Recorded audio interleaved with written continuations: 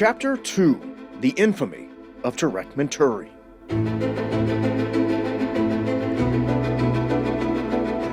When we started airing our stories on television, we'd only spoken on camera to Peyton Parker. I think he's a predator. And a few other victims. His touched my arm. We had no idea about all the other women. We'd find them much later. So at that point, all we knew is that we needed to alert women. After all, the police reports weren't public, and women continued to get massages from Mentouri. We also had to figure out why police and the state hadn't taken action after all those years.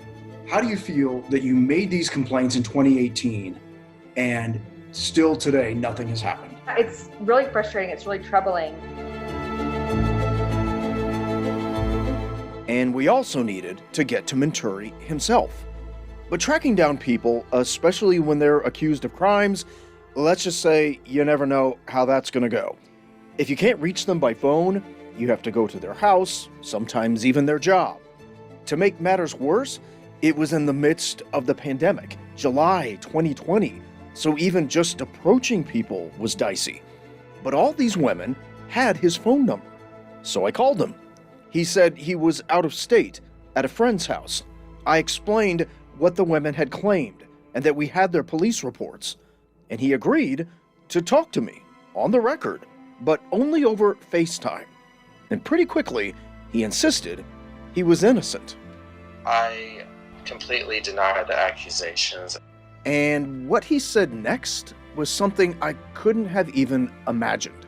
He blamed the three women, saying they were all lying because they were after his lottery winnings. Take a listen. I won the lottery, and they are trying to do what they can to get a cut of some of my money. I've interviewed all of these women. Not a single one of them have mentioned at all that you won the lottery. Well, duh. That would blow their cover.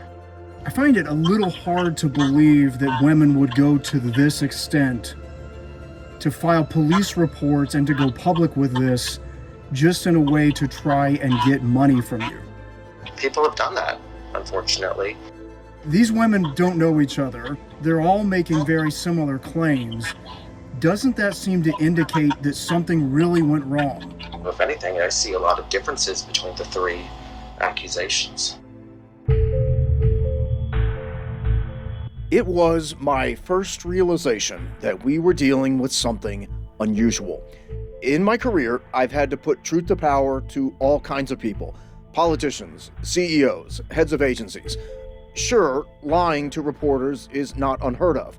And obviously, we easily confirmed with the state that he'd never won the lottery. So he just made it up?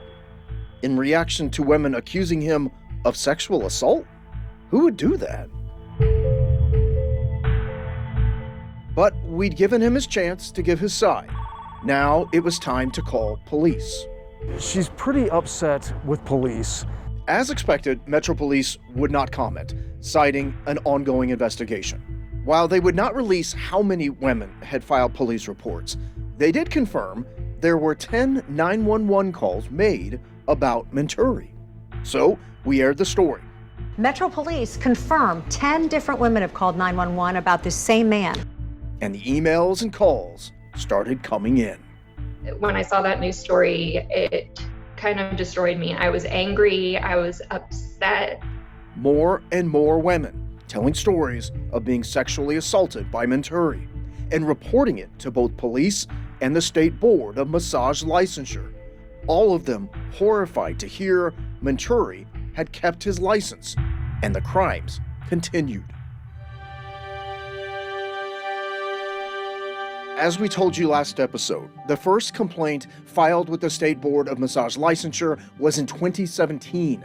We knew other women had filed complaints since then, and our stories began to air in July 2020. We asked for interviews with the board, which were denied. It was an ongoing investigation, a spokeswoman said, and they couldn't talk about it. But the very next month, the board announced they would be holding a hearing about Mentouri's license. Before that hearing, the then commissioner of the State Department of Health, Lisa Piercy, was part of a state news conference about COVID.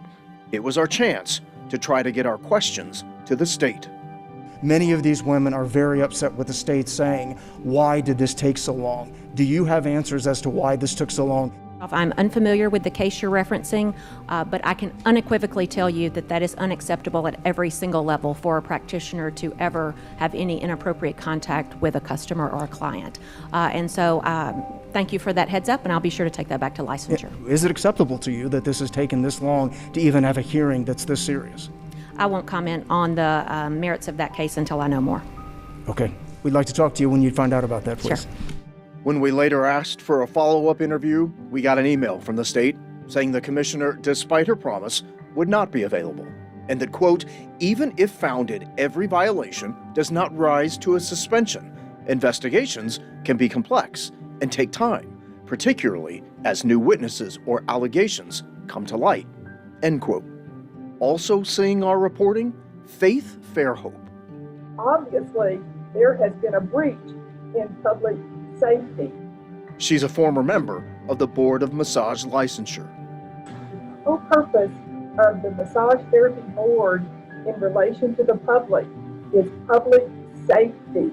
So that's why this is such an important story that you're doing. As a former board member, do you feel like that the system we have now in place to investigate these complaints is flawed? Apparently, it definitely is.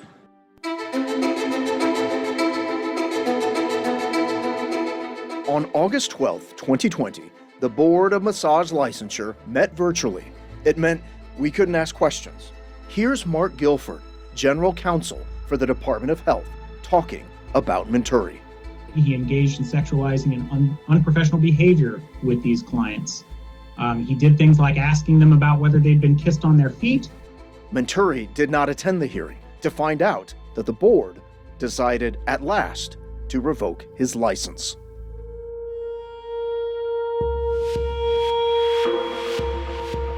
And obviously, without a license, you can't perform massages. But we would find out that wouldn't stop Mentouri. I felt sexually violated. That's a woman who asked that we not identify her. She showed us, after the board took action, online ads that continued to offer Mentouri's services. She hadn't seen our stories, didn't know that the board had suspended his license, so she booked a massage. I walked into this situation with no knowledge that this person was a predator. She filed a police report, claiming Mentouri placed his genitals on her.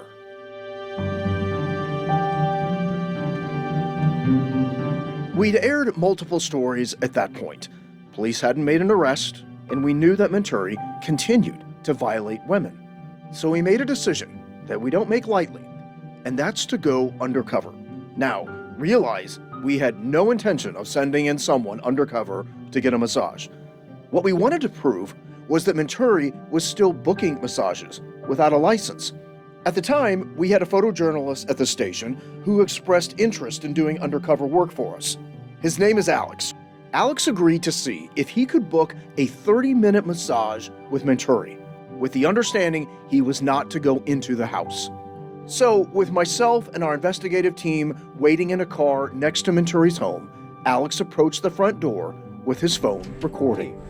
I'm Alex. I'm here for the 30-minute. And Mentouri came to the door, knowing he had booked a massage. At that point, we approached. Mr. Mentouri, I'm Jeremy Finley with Channel 4. Sir, we need to ask you about why you're still doing massages when your license has been revoked. Mentouri quickly shut the door and would not come out. It was the proof we needed to go on the air and show how, despite having his license banned based on the state's finding of improper sexual behavior, he was still booking massages, and that yet another woman was accusing him of sexual assault.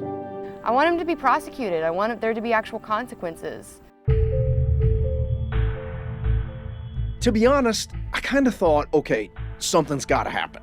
After all, impersonating a licensed professional is a crime in Tennessee, even if it's just a misdemeanor. But, like before, no action was taken by the police, even after our story aired.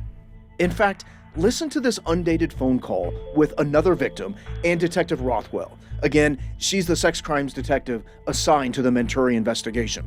You can hear the victim ask, why haven't police conducted their own sting? Why don't you just mic somebody up and send them in there? I mean, that's an idea. Well, it's an idea that has been passed around my office several times, and it's not something that I have the authority to make happen. At this point, Mentouri had hired a lawyer to fight the license revocation, all while police reports showed women continued to go to Mentouri for massages. If anything, the complaints ramped up after his license was revoked on August 12, 2020. That year, 10 more police reports would be filed by women. All we could do was keep reporting on the new claims, and each time reach out to Mentouri for comment. And that's when his responses to our questions started to get really bizarre. He now claimed that his twin brother was responsible for the crimes against women, sending us a badly edited photo of himself sitting beside, well, himself, in other clothes. And both were wearing masks that so many wore during the pandemic, except for these masks featured a blown-up picture of his mouth grinning. It was super creepy. We also received a text from his phone number from a purported family member saying Mentouri had recently passed away. Not long after, an online obituary was posted. And then came the voicemails.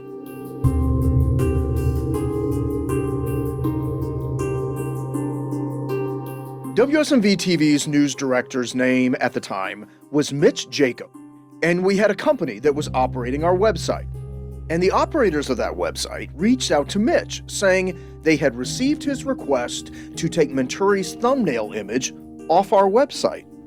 Problem was, Mitch never made that request. The response from the website's operators? We have voicemails from Mitch asking to take down the picture of Mentouri. Take a listen to one of those voicemails. This is Mitch again. I just had a question about a thumbnail for an article. Does the voice sound familiar? Let's go back to that FaceTime interview with Mentouri. Here's his voice. I completely deny the accusations. Here's one of the voicemails. It's Mitch again from WSMV. But the station's call letters aren't WUSMV, it's just WSMV. And the voicemails came from a phone number we immediately recognized, Mentouri's phone number. Please call me back at 770. About the same time, articles began to appear online from fake news sites like the New York Wire, with headlines reading, Tarek Mentouri vindicated. But none of that media, from our own local TV station here in Nashville to those fake news sites, could even compare with what happened next. This story made the news in Tarek's hometown. On October 20th, 2020, Mentouri became the subject of a two-part Dr. Phil episode. With a now nationwide audience, Mentouri agreed to take a lie detector test. John, what was the result? Major deception. Here's the thing, he doesn't have an identical twin. The twin picture and story was intended to be a complete sarcastic joke. On the episodes was body language expert Scott Rouse. We spoke with him after the shows aired. What's your take on Mr. Mentouri? Well, you made a good call on this guy because you nailed it. He's the kind of person, in my opinion, that has explosive anger. Do you find him to be a dangerous individual? Yes. On a scale of 1 to 10, I'm at a 10. I'm voting on the psychopath side. I think he's a dangerous personality. We would then learn that this wasn't the first time Mentouri had appeared on national television. I'm working on a massage therapy licensing. By now, maybe you recognize Mentouri's voice. That's from a clip of him from an appearance years earlier on the MTV show Catfished. If you've ever seen it, it's where people get busted for catfishing someone, basically pretending to be someone they're not, often to entice the other person into a relationship. Well, in the episode, Mentouri was caught pretending to be someone else, using another man's picture, and instead of going by his first name, used his middle name, Isaac. Here's a clip from that episode. My name is Isaac. That part was true. You don't think No, that I there's do. anything wrong with deceiving people? No, I didn't know what to think. I didn't feel comfortable at first. And I got caught. This was dishonest, and I have to apologize. As 2020 ended and 2021 began, a sign briefly hung on Mentouri's home, reading he was out of state and possibly moving away permanently. Victims, like Ashley Watkins, wondered if he'd ever be held accountable. People like me are falling through the cracks. And emails we obtained showed it wasn't just victims who were frustrated. On March 31st, 2021, sex crimes prosecutor Sarah Butler sent an email to Matt Dixon, a high-ranking Metro sex crimes detective, about missing victim cases. Butler wrote, quote, "We are still missing many that are still within the statute of limitations. Many of these have statutes that run out soon," end quote. Her fellow sex crimes prosecutor, Chad Jackson, wrote, quote, "My problem is Rothwell told the victim on or about August 26th that the case files would be coming over to our office in a couple of weeks, and here we are 6 months later," end quote. Working midnights at the time, Rothwell responded, writing, quote, "Several of the case files listed in the email from last week are not even assigned to me. The rest I will prepare as my cases this week allow. I am currently on call and work night shift by myself in a very busy Nashville." Prosecutor Chad Jackson emails Detective Dixon, writing that Rothwell, quote, "is seemingly putting them together with the same sense of urgency with which she has conducted these investigations."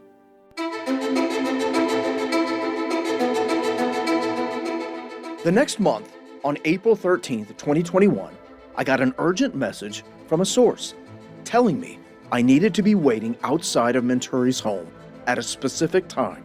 So myself and my photojournalist partner pulled up on a side street and watched and waited until police cars pulled up at the house.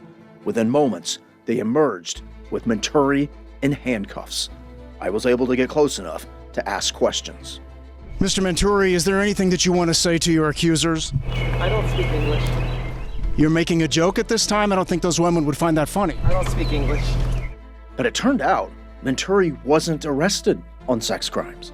Instead, 8 months after we exposed him still booking massages, Metro Police finally had done the same, setting up their own sting, charging him only with impersonation of a licensed professional.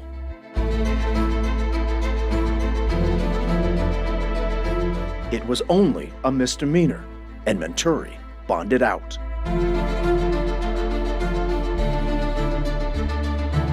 Emails between prosecutors and detectives continued. Sex crimes prosecutor Chad Jackson wrote sex crimes detective Chad Dixon, quote, "We are almost a month from our first request for the case files. We are approaching another statute of limitations. Time is of the essence," end quote.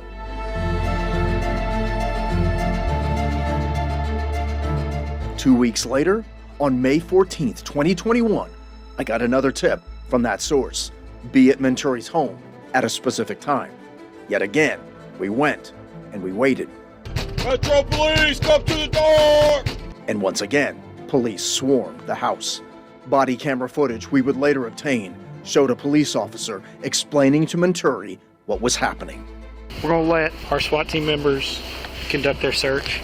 And we would quickly learn the charges this time were far more serious. 19 charges of rape, sexual battery, assault, and kidnapping. As police brought him out again, he was barefoot. I was waiting with more questions, and he was ready with another joke. Do you have anything you want to say? Do you have any shoes? Do I have any shoes? That body camera footage shows Mentouri, now in police custody, was concerned that police were damaging his home. You know, they're like tearing up my whole home. He was also surprised at the 19 charges.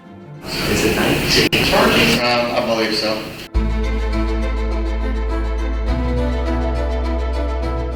Immediately after documenting Mentouri's arrest, I texted Peyton Parker. She's the first woman to alert us to his crimes. I asked her to meet me, as I had some news I wanted to tell her. I am telling you today that Tarek Mentouri was charged with rape, kidnapping, and sexual battery. Oh, I don't want to curse. Oh my God, are you serious? I am serious. I'm shaking. Wow. And you were the first woman to come forward to us and tell us this. Yeah. He faces 17 counts of criminal charges. I'm speechless. I don't know. Thank you for taking the story and not giving up.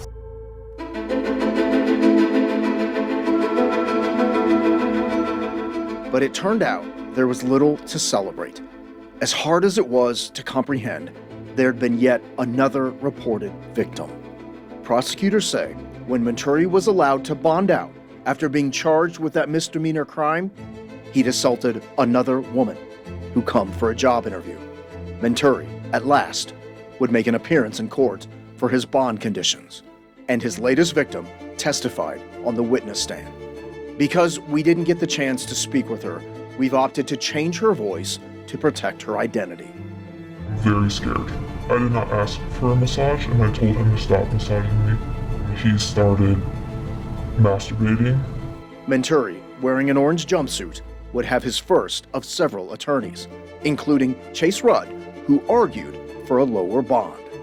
He's still presumed innocent until proven guilty. He has Asperger's, and at times he does things that he doesn't know are crossing the lines. Prosecutor Sarah Butler fought back. This defendant is a dangerous sexual predator. The judge in the case was Jennifer Smith. She granted him a $50,000 bond, required him to wear an ankle monitor, prohibited him from contacting victims and from accessing several social media sites. He was also required to ask permission to leave Davidson County, permission that would be granted, as he said he wanted to help his ailing mother in Atlanta.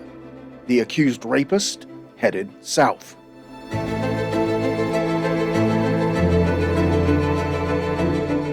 As you can imagine, his victims were not pleased that he was out, even with an ankle monitor.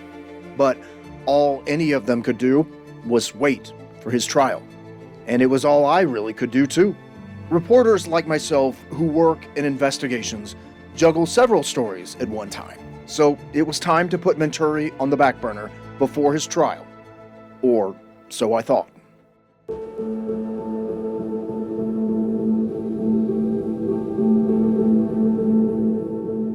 Obviously, at this point, he'd been scrutinized on the local news, as well as on a national talk show.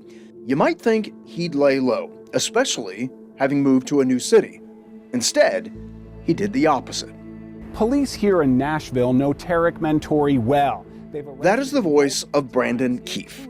He is one of the country's top investigative reporters in television. He works in Atlanta, and he's a friend of mine. And Brendan, who gets a lot of calls, received one from a guy named Isaac Men. You may remember from that MTV Catfish episode that Mentouri used his middle name, Isaac, when trying to catfish the young woman. So that Isaac that was calling Brendan pitched a story of how he successfully sues robocallers, and he thought it would make a good consumer story for people to know. This is what we call vicarious liability. And Brendan agreed and went out to interview Isaac. Isaac even shared checks of the money he's made.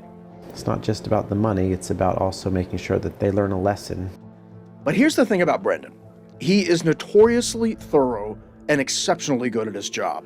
At our yearly conference for investigative reporters, he always teaches about doing research on the people you're interviewing, stressing you have to know if the person you're counting on to deliver you the facts doesn't have a questionable past. Well, Brendan noticed something right off the bat. On the pictures of the checks he was shown, Isaac's name was blurred out. Ever the good reporter, Brendan started researching and found the Isaac he'd interviewed looked a whole lot like Tarek Mentouri. So Brendan scheduled a Zoom interview with Isaac Men with some follow-up questions. I looked for Isaac Men. There is no Isaac Men. Who is Tarek? That's me. You gave me a fake name. No, I go by my middle name. But your last name isn't Men. It's Mentouri, isn't it? It's abbreviated. And you're currently awaiting trial on 21 counts in Tennessee, correct? Uh-huh. 12 of those are felony charges. We're talking about rape, kidnapping, sexual battery. Actually, my lawyer told me not to discuss my charges or defenses, if that's okay. Why then would you call a TV station while you're awaiting trial on multiple felonies? Oh, I just wanted to discuss this wonderful opportunity and share it with you. It's very newsworthy. I was in your home alone, sitting across from an accused kidnapper, rapist, felon out on bail awaiting trial, and I had no idea.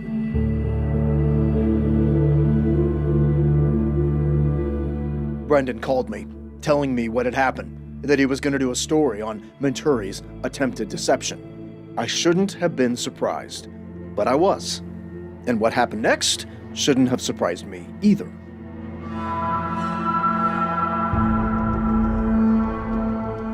I got a call from a woman in Atlanta saying Mentouri had offered to give her a massage. She asked that we conceal her name and voice as well. He closed the door and locked it. At that time, I felt a little frightened. The woman told me Mentouri wanted to restart his massage business, not mentioning that his license was revoked in Tennessee and inactive in Georgia. He came out with lotion. Lotion, yes. He came out with a lotion. And she wasn't alone.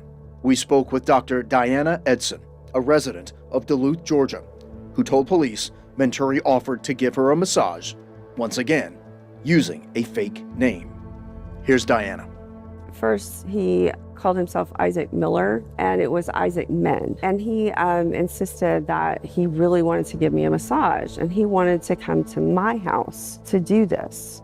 And then, a third Atlanta woman filed an order of protection against Mentouri.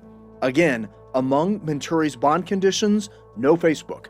The woman claimed he'd repeatedly contacted her through Facebook Messenger. I'm afraid of him because through this entire time, he still has yet to say who he actually is.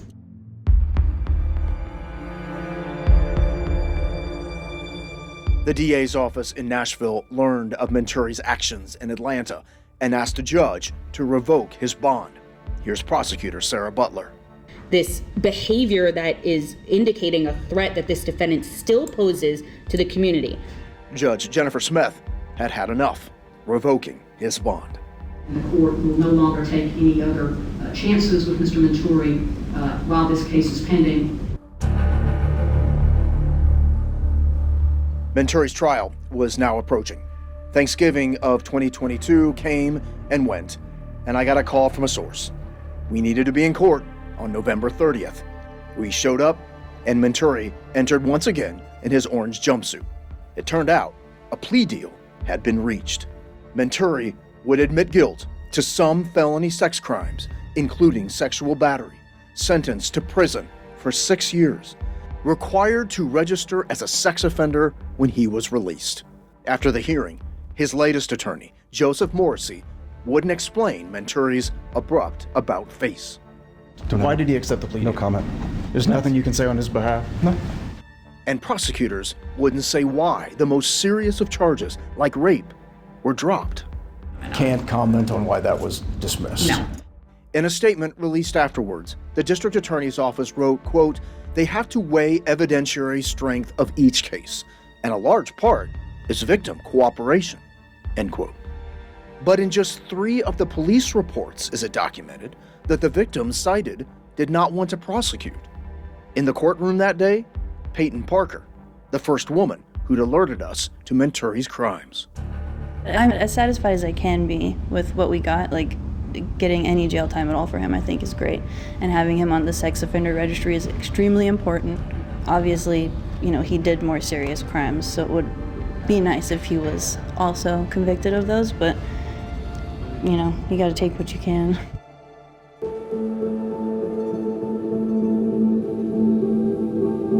There were 3 victims in particular who were quite upset, and rightly so. So much time had passed since they'd filed their police reports, the statute of limitations had run out. Their cases were never even presented to a grand jury, including Julia Stone's case. They absolutely dropped the ball. It's not the victim's fault that this took so long. Do you feel that police ultimately failed you? I do. They failed a lot of us.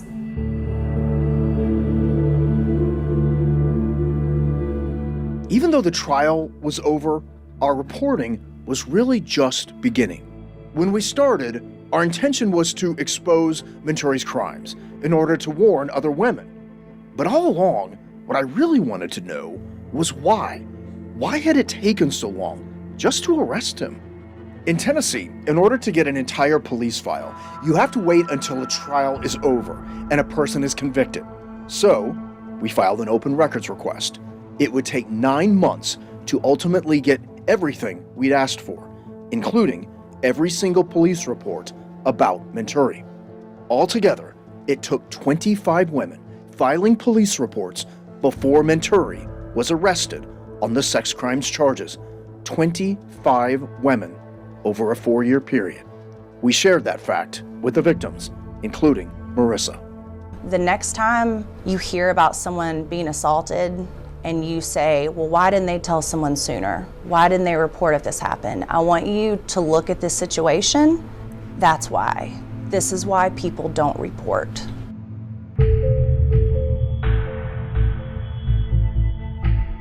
After 4 years of asking for an interview, Metro Police finally agreed, denying our request to interview Detective Rothwell, but instead offering Inspector Rita Baker, who'd begun supervising the sex crimes unit after the Mentouri investigation. Baker admitted even she had no idea how many women had filed police reports before Mentouri was arrested. 25 is a lot. A lot, too many. Agree, I can't disagree with you on that. 25 women that endured this over and over and over again after women reported. And that's 25 too many. But I'm wondering if you think that simply it took too long. I would say absolutely it took too long. There's no excuse. There's never an excuse. But there's reasons why it may have delayed. So, what are the reasons? Chief among them, according to police, 2020 itself. The year when Mentouri's crimes spiked, Metro Police said they had to divert detectives. Along with a pandemic, a tornado ripped through the city as well that year. Add the tornado, add COVID, and just difficult times in general, it was difficult. Now, is it okay to have excuses? Never. But that still didn't explain the years before and after 2020. Metro Police admitted Rothwell had too many cases at that time, and the fact that she worked the midnight shift hampered communication with victims. But police also say they did present 12 victim cases in October 2020 for potential prosecution. No one from the DA's office would comment about that claim, but multiple sources within the department say prosecutors never saw the details of those 12 cases, and police had already officially closed many of those cases, citing a lack of cooperation with victims. In emails to WSMV4 Investigates, notes from detectives claimed some victims stopped responding. I read to Marissa what detectives wrote in her case. Sergeant Dixon made several attempts to contact victim, but never received a response. That's not true.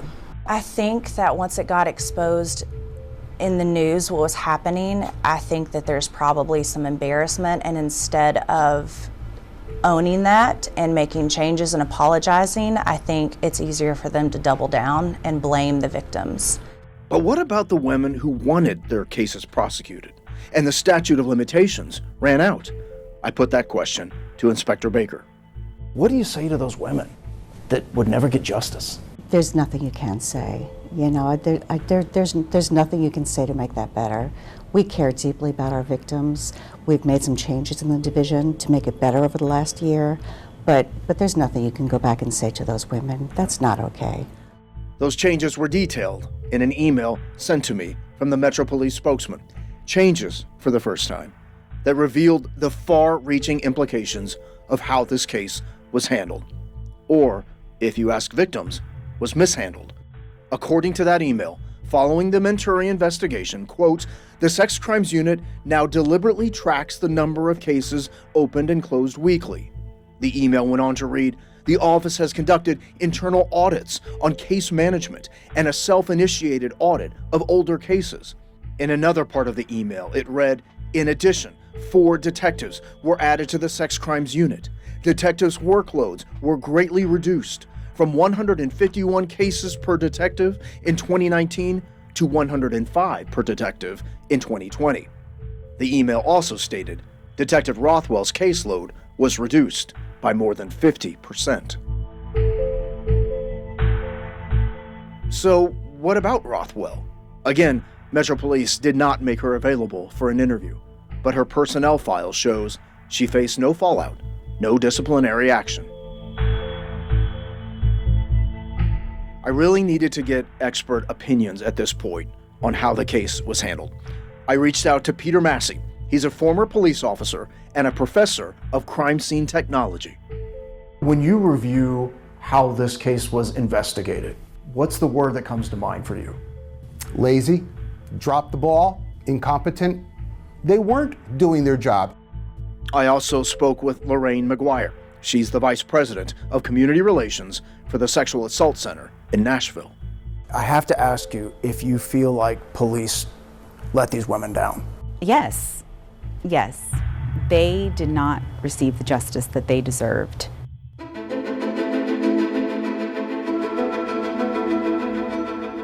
But something was still really bugging me. A big part of investigative journalism is accountability, holding the powerful accountable. We'd done that with the state and with the police. But we'd never held Mentouri accountable in a face-to-face interview. Sure, we'd done that one interview with Mentouri all those years ago through FaceTime, but that was obviously before everything else happened. I knew it was a long shot. After all of the attorneys Mentouri hired wouldn't even talk to me after court. And at the Davidson County Jail, where Mentouri is serving his prison sentence, the rule is the attorney for an inmate has to grant approval for that inmate to do an interview with a reporter, even if the inmate wants to do an interview. Months had passed at this point, and I ended up on the phone with Mentouri's final attorney, talking to him about another story, actually. And I asked him, if I wanted to ask Mentouri to do an interview, would you approve it? He said, Mentouri can do whatever he wants now. His case is over.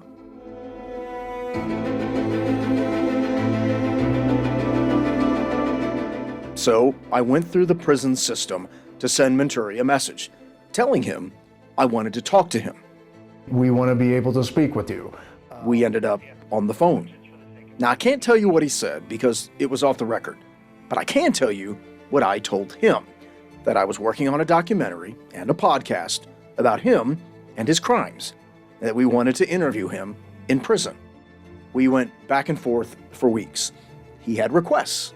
Again, I can't discuss what he asked for, but I can tell you that we refused all of them. I finally said, it's your call. We'd like to talk to you. And he agreed. 2 weeks later, Mentouri entered a visiting room at the Davidson County Jail with our cameras rolling.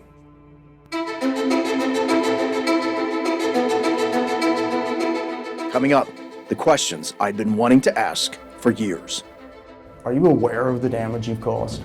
Were you surprised that police hadn't arrested you? Were you purposely trying to lure them there in order to commit that crime? You lied over and over and over again. Yeah. So the question is, how do we know you're not lying now?